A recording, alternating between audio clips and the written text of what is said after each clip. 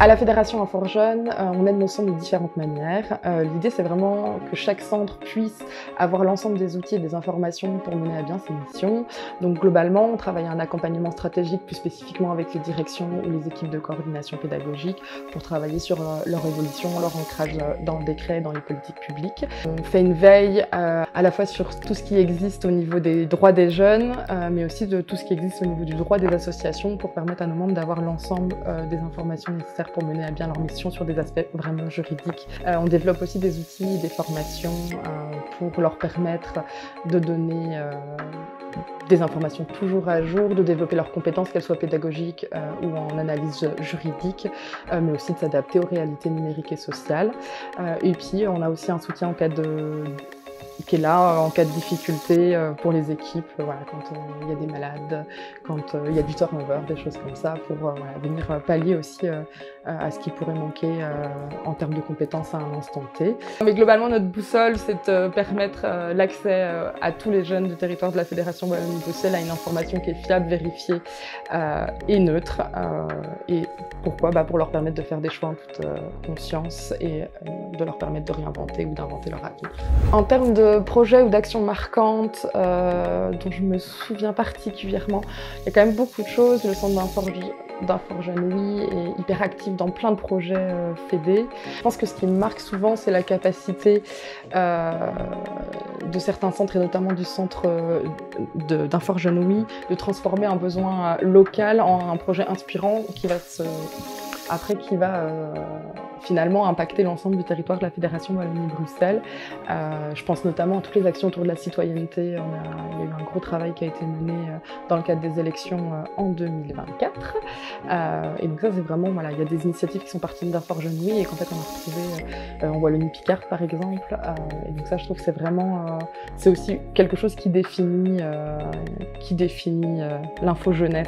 Et je trouve qu'Infor-Jeunes, oui, est souvent à l'avant-garde dans cette dynamique-là. Ils sont toujours en train d'oser des nouveaux formats et de travailler toujours plus à faire des liens de proximité qui font aussi du sens au niveau de la Fédération Wallonie-Bruxelles.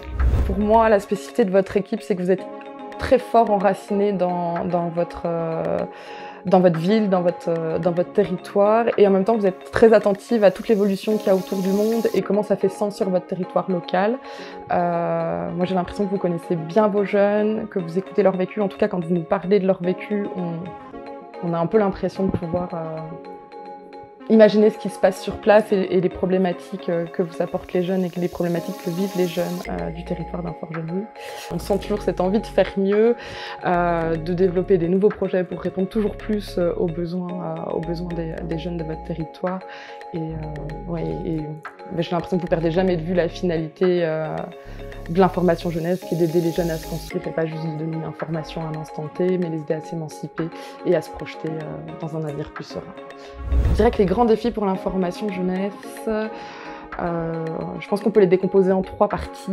Il y a les enjeux de désinformation, mais je dirais surtout de surinformation, avec des jeunes qui sont noyés sous les contenus et avec un rôle qui n'est pas évident parce que sous tous ces contenus, on n'est pas forcément hyper visible au niveau de l'info jeunesse, mais c'est malgré ça de travailler à leur donner des repères fiables, avoir des lieux où on leur donne des infos qui sont compréhensibles, qui ont été vérifiées et qui leur permettent de mieux décrypter le monde.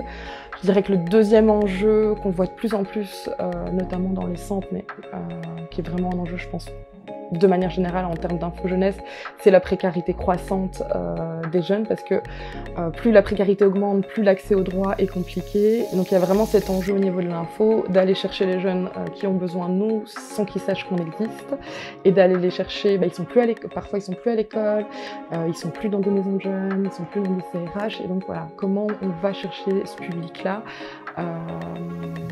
aujourd'hui en 2025 pour leur permettre aussi d'accéder à leurs droits. Comment l'info jeunesse est aussi un outil de justice sociale. Et le troisième enjeu, qui est un enjeu qui traverse toute l'info jeunesse en Europe, c'est le sentiment de déconnexion politique.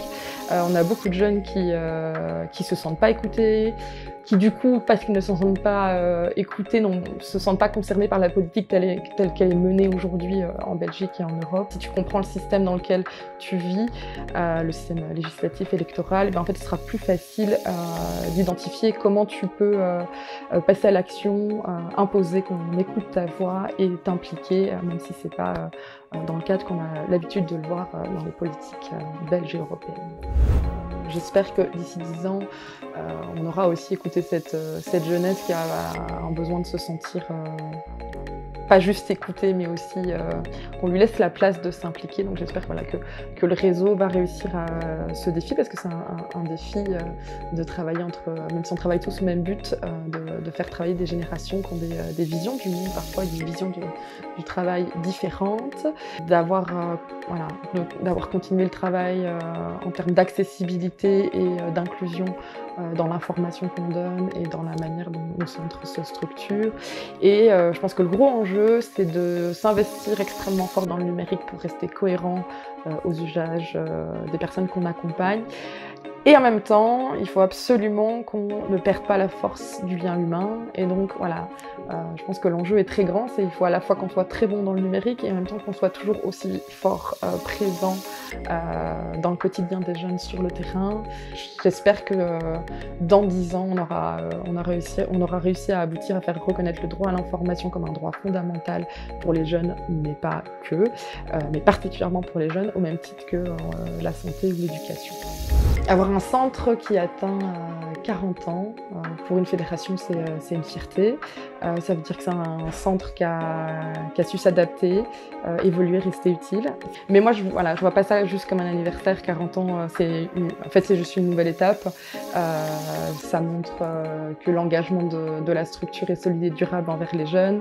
Et j'ai l'impression aussi que c'est un moment où on peut rendre hommage aux équipes actuelles, aux équipes qui ont amené le centre à être ce qu'il est aujourd'hui et qui ne sont pas forcément encore là aujourd'hui. Enfin, en 40 ans, on sait qu'elles ne sont plus toutes là. Et puis c'est aussi l'occasion de recommuniquer, de redire aux jeunes qu'il y a une structure qui existe sur son territoire, qui est accessible. C'est l'occasion de retravailler à toutes les...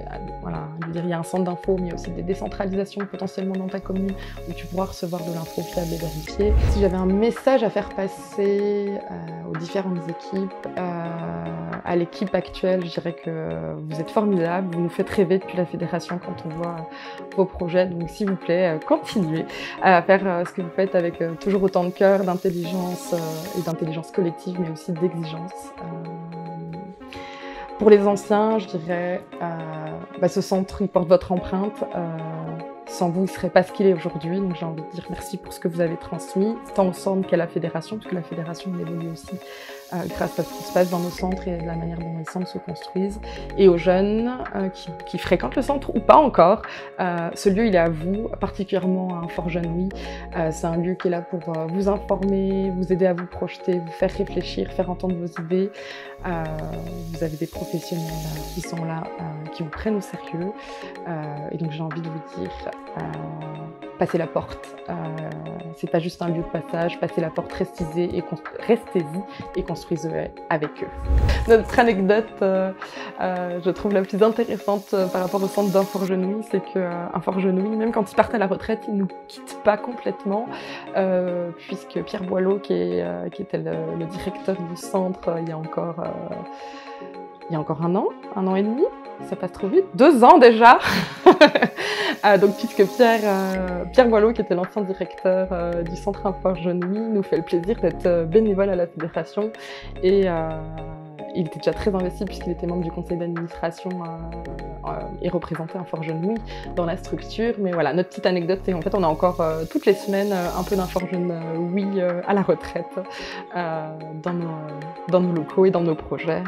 Donc voilà, cette anecdote d'avoir Pierre qui est bénévole aujourd'hui alors qu'il est à la retraite, je trouve que ça montre bien l'identité de votre centre. C'est toujours investi, même quand finalement la demande n'est plus là. Pierre qui passe la porte et qui nous dit « Ah, j'aimerais bien continuer un peu à faire travailler de l'info. Voilà, est-ce que vous avez quelque chose que je pourrais faire ?» Et donc aujourd'hui, grâce à son bénévolat, Pierre travaille à développer l'information jeunesse un petit peu plus haut dans la province de Liège.